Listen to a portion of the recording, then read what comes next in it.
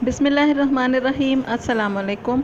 एक नई सुबह, नया दिन, बहुत सारी ख्वाहिशों, उम्मीदों और ढेर सारी दुआओं के साथ आज का व्लॉग स्टार्ट करते हैं। और ये क्लिप्स हैं बहन के घर के, और मैं अब अपने घर आ चुकी हूँ। और घूम फिर के रिलैक्स होके बच्चों ने बहुत इन्जॉय किया, घूमे फिरे।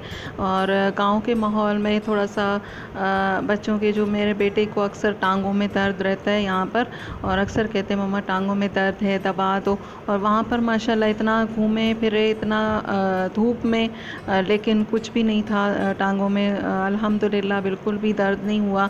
मैंने कहा कि यहाँ पर जो है वो धूप मिल रही है, इस वजह से सुबह सुबह वो निकल जाते थे बच्चे, थोड़ा सा घूम फिर लेते थे। तो मैं मना नहीं करती थी ख़ास तौर पे बेटे को, ताकि अच्छी सी धूप इनको मिल जाए, क्योंकि कराची में धूप नहीं लगती इतनी। तो इस वजह से फिर टांगों में अक्सर दर्द रहता है बच्चों के, अक्सर बच्चे ये शिकायत करते हैं। और निकले हैं ये रास्ते में, फिर यहाँ पर जामुन वाले हैं, जामुन बेचते हैं रास्ते में, तो इस तरह की टोकरियों में वो देते हैं, तो वहाँ से जामुन लिए। अब ये हैदराबाद आ गया है, और हैदराबाद के बाद ये फिर कराची का सफ़र स्टार्ट हो गया है।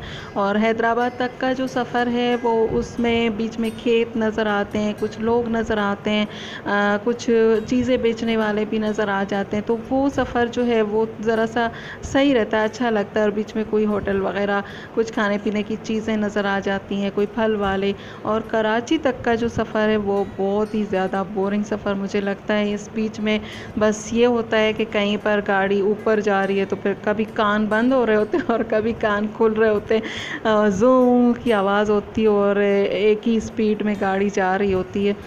तो वो सफ़र मुझे इतना नहीं पसंद, मुझे वो हरियाली और वो वाला सफ़र बहुत ज़्यादा पसंद है।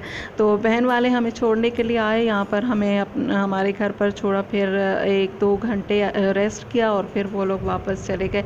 और ये उन्होंने हमें दिए हैं, ये कोयटा से लेकर आए थे मेरे बहनोई और उनके दोस्त के बाग हैं, और आलू बुखारा के इनके बाग हैं, वहाँ से लेकर आए थे। तो ये हम लेकर आए यहाँ अपने घर पे, और यहाँ पर फिर खाए बहुत मज़े से, बहुत मज़े के हैं, मीठे हैं ये। वैसे मुझे नहीं पसंद, लेकिन ये वाले जो हैं ये मीठे लग रहे थे, ये खाने में अच्छे लगते हैं। और इसके बाद फिर बस घर के कामों में लग गए। और मैंने फ़ोन पर जब हस्बैंड से पूछा था, मैंने कहा फ्रिज की क्या हालत है, तो कह रहे थे बहुत ही साफ़ सुथरा, मैंने इतना साफ़ किया हुआ है।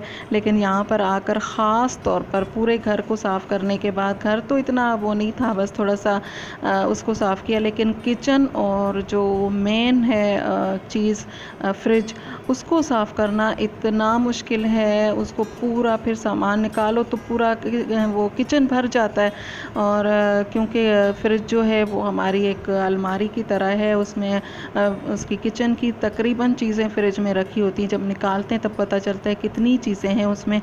वो सब निकाल के फिर उसको इतना साफ़ किया, तो उसमें इतना टाइम लगा। अभी भी मैं इतनी थकी हुई हूँ बहुत ज़्यादा। और उसके बाद फिर ईद सर पे आ गई थी, और हम लोगों के कपड़े भी नहीं सिले। ये देखें, ये कुर्तियाँ मैं निकाल के आप लोगों को दिखा रही हूँ कि ये कुछ भी नहीं सिला, क्योंकि हम लोग लेट आए यहाँ पर। थोड़ा सा 1 वीक जो है हम लोगों ने पहले आना था, लेकिन वो फिर मेरे बहनोई को कोयटा जाना था, तो इस वजह से हम लोग लेट हो गए। तो इसी आने के चक्कर में मैं वहाँ पर दे देती, बहन जहाँ से सिलवाती हूँ उस टेलर को, तो ये कपड़े सिल जाते, लेकिन सिले नहीं। और कुछ यहाँ पर पड़े हुए थे, 1-2 मेरे पास वहाँ पर थे, लेकिन बस वही सिले नहीं। तो ये मैं आप लोगों को दिखा रही हूँ, ये ब्लैक वाला मेरा है, इतना मुझे पसंद है, अगर ये सिल जाता। जो औरत मेरे कपड़े सीती हैं उसने तो पहले ही इनकार कर दिया था कि मैं नहीं सीऊँगी, तभी मैंने वहाँ पर सिलाई खुद की थी। और फिर जो दूसरे टेलर हैं, फिर नया तजर्बा करें, फिर उनको ये वाले कपड़े दें, वो फिर ख़राब कर दी जल्दी में। उससे बेहतर है कि ईद के बाद सिलवा लेंगे। कौन सा हम लोगों ने कहीं जाना है, यहाँ पर बस वही गोश्त पकाना है, बांटना है बस। तो इसलिए मैंने फिर जल्दी में नहीं दिए। मैंने कहा कि फिर वही वाले जिनसे मैं सिलवाती हूँ, अगर वो सी देंगे तो अच्छा है, लेकिन वहाँ से नहीं सिले। फिर ये है मेरा सूट, और मैरून कलर इस मरतबा ज़्यादा हो गया, मैरून और ब्लैक मैंने कभी भी नहीं पहना, बहुत कम, कभी कोई किसी प्रिंट में आ गया होगा, लेकिन इस तरह से ब्लैक नहीं पहना। तो ये मेरे और बेटी के भी हैं। उनकी उसकी शिफा की कुर्तियाँ हैं और मेरे 3 पीस सूट हैं। ये नहीं सिले, फिर इसके बाद फिर जल्दी जल्दी में बाज़ार जाना पड़ा और रेडीमेड जो मुझे समझ में आया वो मैं लेकर आई, क्योंकि बच्चों को साथ नहीं लेकर जाते तो इस वजह से। और मेरी बेटी तो मास्क बिल्कुल भी नहीं लगाती, मास्क अगर लगा ले फिर वो नाक से हटा देती है कि घुटन हो रही है, फिर इसका क्या फ़ायदा, फिर उसको भी नहीं लेकर गई और फिर ये रेडीमेड लेकर आई। तो बेटे के कपड़ों में तो ज़्यादातर इंटरेस्ट किसी को भी नहीं होता, क्योंकि लड़कों के कपड़े हमें इतने देखने में पसंद नहीं आते, लेकिन फिर भी मैं दिखा रही हूँ, मेरा बेटा खुश हो जाएगा कि मेरे भी कपड़े मम्मा दिखा रही हैं। इस तरह की ये जो पजामा पैंट्स कहते हैं, पता नहीं इसको क्या कहते हैं, जो कुर्ते के साथ होते हैं ये वाले, इस तरह से ये लेकर आई। और इसके लिए पैंट शर्ट, तो बस इस तरह से बस ईद के दिन पहन लेंगे, इतना हम लोग कहीं जाएंगे नहीं, घर पर ही हैं।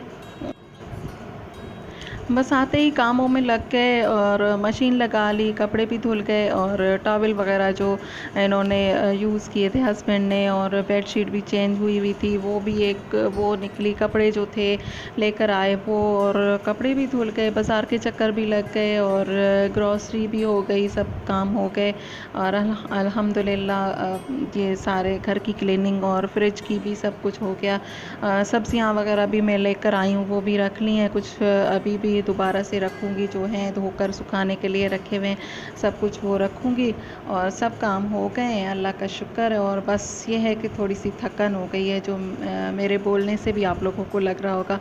और ये जो स्पंज है ये मैंने नया निकाला, इस पर थोड़ा सा धब्बा है, पता नहीं किस चीज़ का धब्बा है, अभी काट के निकाला है, लेकिन इस पर धब्बा पता नहीं क्यों है। और कोल्ड ड्रिंक्स मेरे घर में वैसे तो नहीं आती, बच्चों को मैं पीने नहीं देती हूँ इतना, लेकिन इस ईद पर मुझे ख़ुद इतना वो होता है कि ये जो सीख कबाब के साथ और गोश्त के साथ कोल्ड ड्रिंक का होना ज़रूरी है, तो वो मैं रख रही हूँ। बस आज की वीडियो यहीं तक, पसंद आए तो लाइक कर दीजिएगा, दुआ में याद रखिएगा। अल्लाह हाफिज़, ईद मुबारक।